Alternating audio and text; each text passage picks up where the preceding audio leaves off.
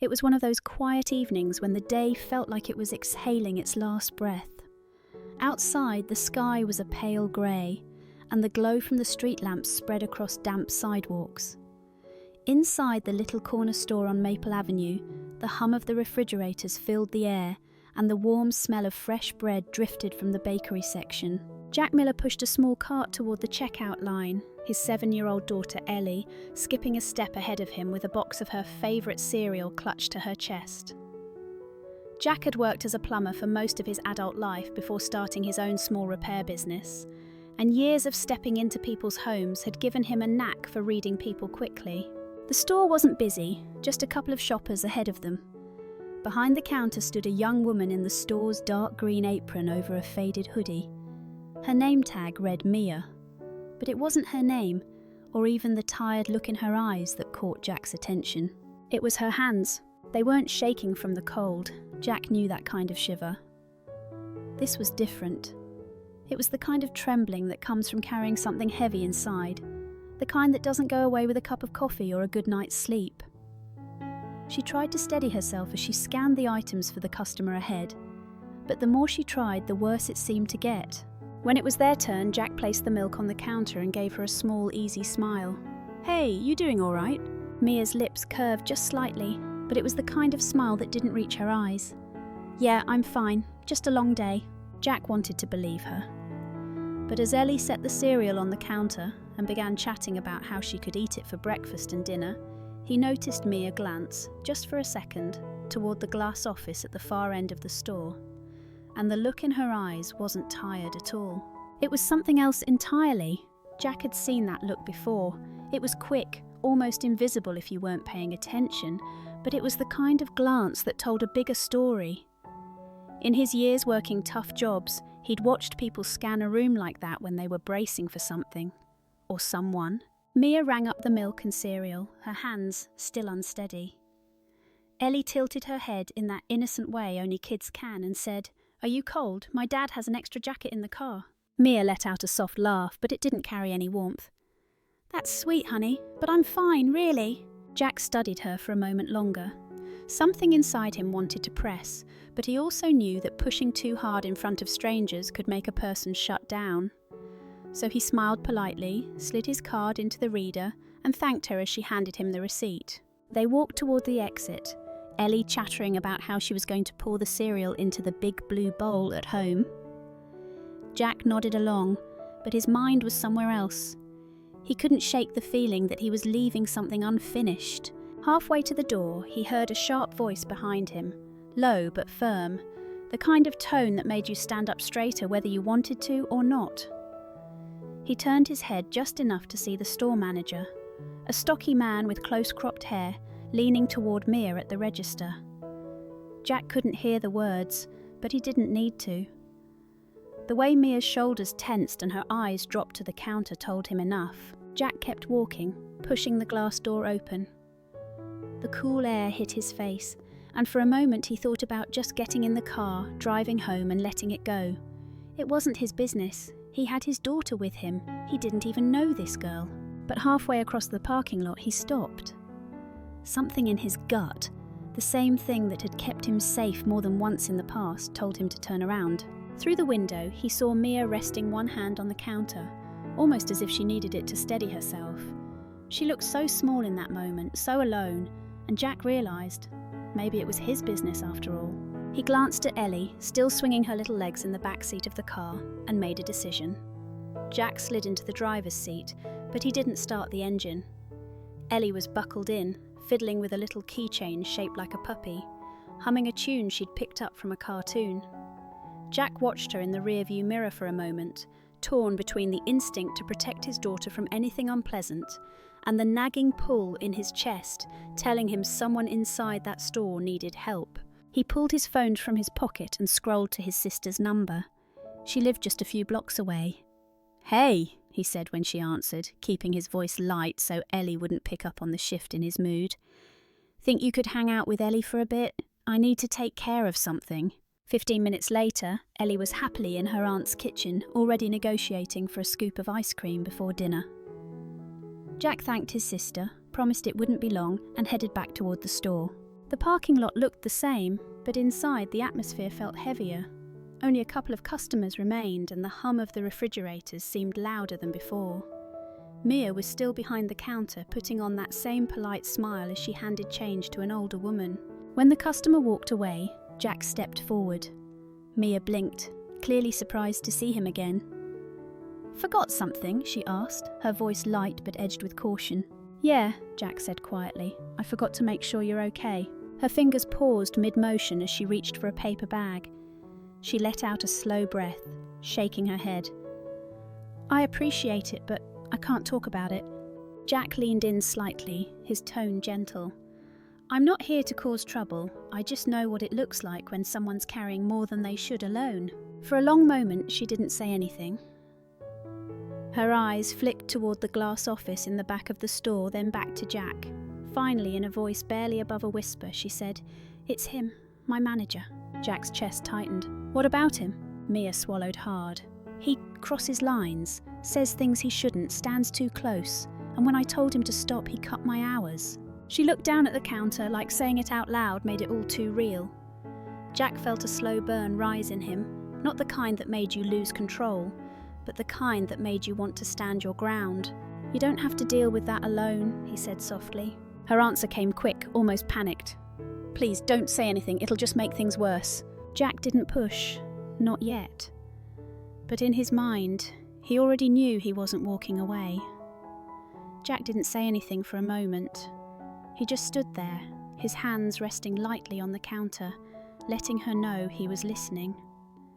He'd learned over the years that sometimes silence could be more powerful than questions. Mia's eyes stayed fixed on the register, her fingers tapping lightly against the edge like she was trying to keep herself steady. "I get it," Jack said finally, his voice low and even. "You need the job. You don't want to make things worse. But I've been in situations where staying quiet only gave the wrong person more power." Mia let out a small, humorless laugh. "You think I haven't thought about that? I have, every single day. But the last time I spoke up, he cut my hours so bad I almost couldn't pay rent." Jack could hear the fear under her frustration. It wasn't just about a paycheck. It was about the fragile balance of her life. One wrong move and it could all fall apart. "I'm not telling you what to do," Jack said, keeping his tone calm. "But I am telling you that if you decide to do something, you won't be standing alone." For the first time since he'd met her, Mia's eyes met his fully. There was suspicion there, but also a flicker of something else. Hope, maybe, or the beginning of trust.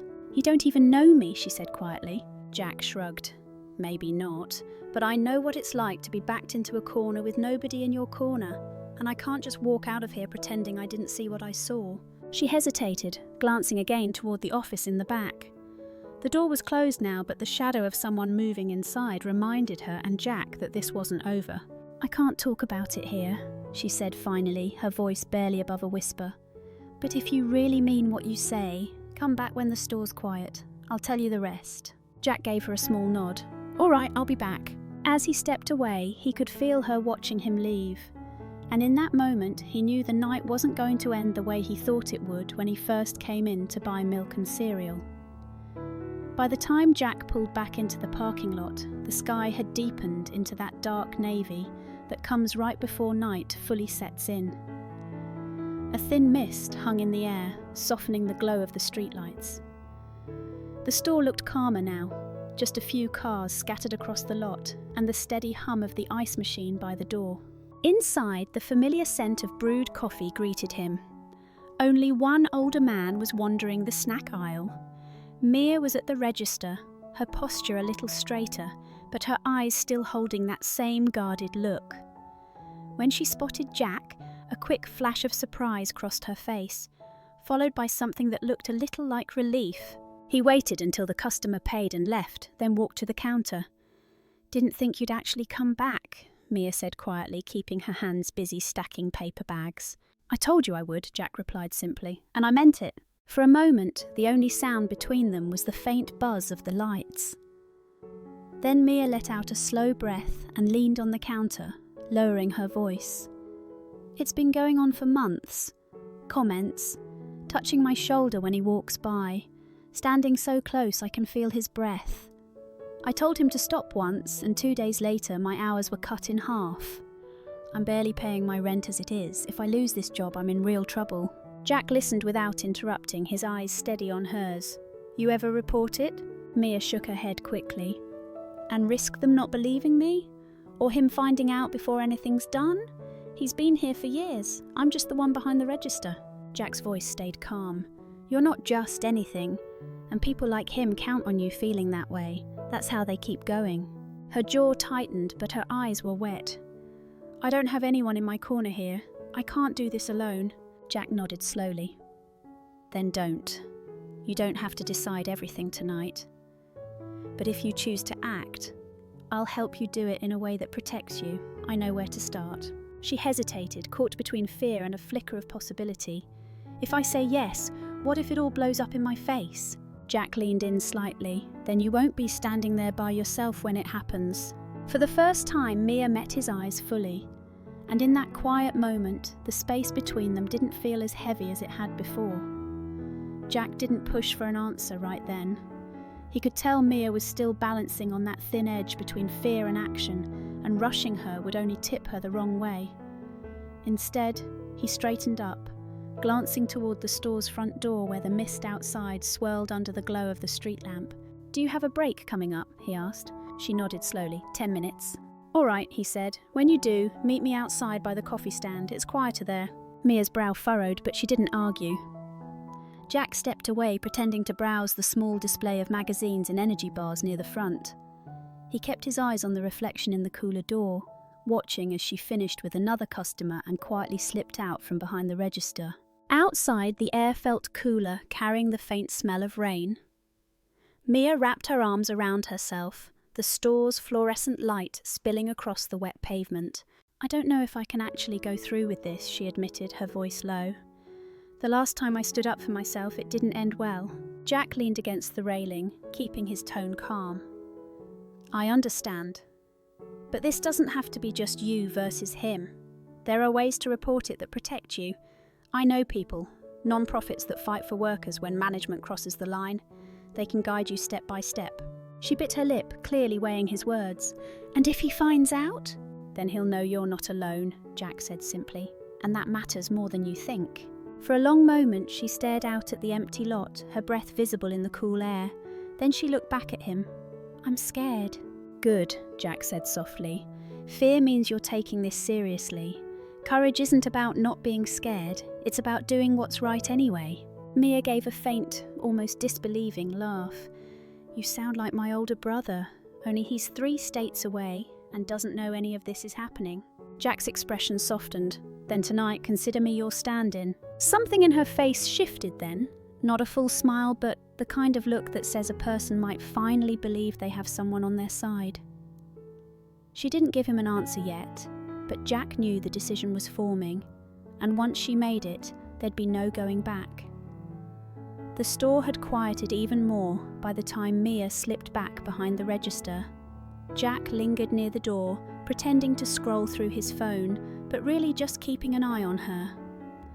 10 minutes passed, then 15. Finally, she looked up and gave the smallest nod, as if to say, All right, I'm ready. Jack walked over, his voice low. You sure? She exhaled slowly, her fingers smoothing the edge of the counter. No, but if I wait until I'm sure, I'll never do it. That was all he needed to hear. Okay, let's start simple. He led her to a small table near the window, away from the line of sight of the manager's office. Pulling his phone from his pocket, he dialed a number he knew by heart, a workers' rights hotline he'd once called for a friend years ago. When the call connected, he slid the phone across to her. Mia hesitated, staring at it like it was heavier than it looked. What do I even say? Tell them the truth, Jack said gently. Start from the beginning, and I'll be right here.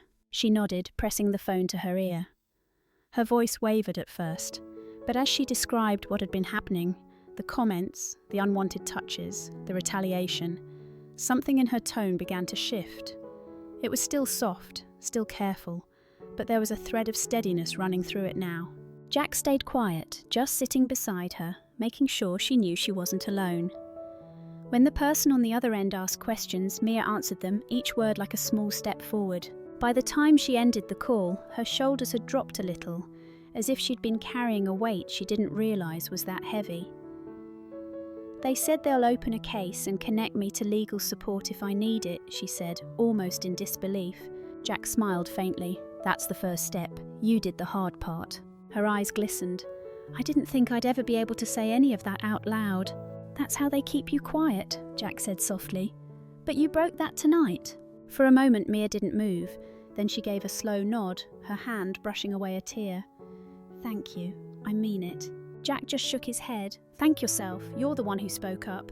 And though the night outside was still damp and cold, there was a little more warmth in the way she stood now, like she'd found a piece of herself she thought she'd lost. They were just about to stand when the sound of the office door opening broke the moment. Jack didn't turn his head right away. He didn't need to. The heavy footsteps crossing the floor told him exactly who it was. The manager stopped near the end of the counter, pretending to check a display of gum. His eyes, though, were fixed on Mia. "Everything all right out here?" His voice was smooth on the surface, but there was an edge underneath, the kind that made people second-guess themselves. Mia's shoulders tensed. "Yes," she said quietly, slipping the phone back toward Jack. Jack leaned forward just enough for the man to notice him. "We're good," he said evenly. "Just finishing up." The manager gave a tight smile, but his gaze lingered on Mia a little too long before he turned and walked back toward his office. The door didn't close all the way this time. Mia swallowed hard. "He knows something's up." "Let him wonder," Jack replied. "You've already taken the first step. Now it's about protecting yourself." She nodded, though her fingers twisted together in her lap. Jack could see she was still running through every possible outcome in her head, weighing what might happen tomorrow or next week. "Listen," he said, keeping his voice low, "you're not walking into this alone. If he tries anything, if he so much as looks at you the wrong way, you let me know. I'll be here." Her eyes searched his, as if trying to gauge whether he meant it. "Why?" she asked softly. "Why do you care so much? You don't even know me." Jack thought for a moment before answering. "Because somebody once stood up for me when they didn't have to. Changed the whole course of my life. I figure it's my turn to do the same for someone else." Something in her expression shifted. The fear was still there, but it was no longer the only thing. There was gratitude too, and maybe the faintest glimmer of strength. They stayed at that table for a few more minutes, letting the tension settle before Mia returned to the register. Jack watched her straighten her apron, take a steadying breath, and greet the next customer with a voice that sounded just a little more sure of itself. And from the office, the manager watched too, his eyes narrowing. 2 days passed before Jack heard from Mia again. He was under the hood of his truck, tightening a stubborn bolt, when his phone buzzed in his back pocket. Seeing her name on the screen, he wiped his hands on a rag and answered. "Hey," she said, her voice carrying a mix of nerves and something lighter. "I wanted to tell you. They suspended him." Jack leaned against the truck, letting the words settle. "The manager?" "Yeah, they said he's off the schedule until the investigation's over, and..." Her voice caught for a second.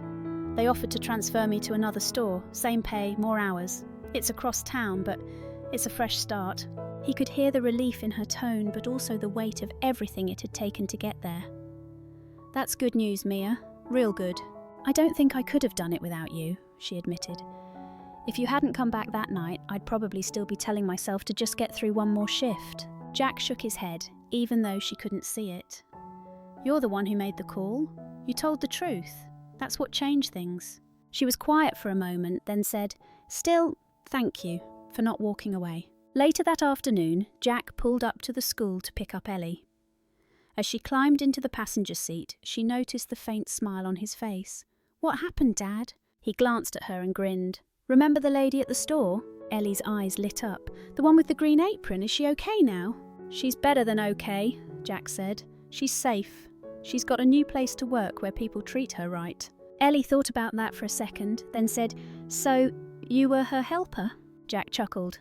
"I guess you could say that. But really, she just needed someone to remind her she wasn't alone." Ellie leaned back in her seat, satisfied with that answer. And as they drove home under the fading light, Jack felt that quiet kind of pride that comes from knowing you didn't just witness the right thing, you helped make it happen. They hadn't seen each other since that call, but Jack had been meaning to check in. A week later, he and Ellie drove across town to the new store where Mia had been transferred. It was bigger, brighter and busier than the old place, with wide aisles and the sound of carts rolling over polished floors. Jack spotted her near the end of a register, bagging groceries for an older couple. She moved with an ease he hadn't seen before, shoulders relaxed, voice steady, and this time her smile was real. It reached her eyes. When she noticed them, she excused herself and walked over. "You didn't have to come all the way here," she said, but her tone carried a warmth that made it clear she was glad they did. Ellie jumped in before Jack could answer. "Dad says you're doing better." Mia crouched slightly to meet Ellie's gaze. "I am, and you know what? Your dad helped make that happen." Ellie beamed. "I told him he's a good helper." Jack chuckled, but Mia's eyes stayed on him. "I meant it, Jack. I don't think I'd be standing here like this if you hadn't come back that night. You didn't just listen, you stayed." Jack shook his head. Sometimes staying is the most important thing you can do for someone. Most people look away when it gets uncomfortable. I've done it myself before, but not this time. Her expression softened. "Well, you've got a friend here now, and I owe you more than I can ever say." They talked for a few more minutes before she had to get back to work. As Jack and Ellie walked toward the door, he turned for one last glance. Mia was already helping the next customer, her movements steady, her voice light. She looked like someone who'd gotten a piece of her life back. Outside, the air was crisp, carrying the faint scent of rain from earlier that morning. Ellie slipped her small hand into Jack's as they crossed the parking lot. "Dad?" she asked. "Yeah?" "Do you think she'll be okay now?" Jack gave her hand a gentle squeeze. "Yeah, kiddo, I think she's going to be just fine." And as they climbed into the truck, Jack felt that quiet certainty settle in. A reminder that sometimes the most life-changing thing you can do is ask a simple question and be willing to stand beside someone while they answer. Sometimes just noticing and asking, "Are you okay?" can change someone's life. Don't turn away when you see something wrong. Stay and stand with them. Thank you for staying with me until the very end of this story. I'm truly grateful for your time. If this touched your heart, please give it a like and subscribe to Rain Inside so we can share more moments like this together. I'll see you in the next story.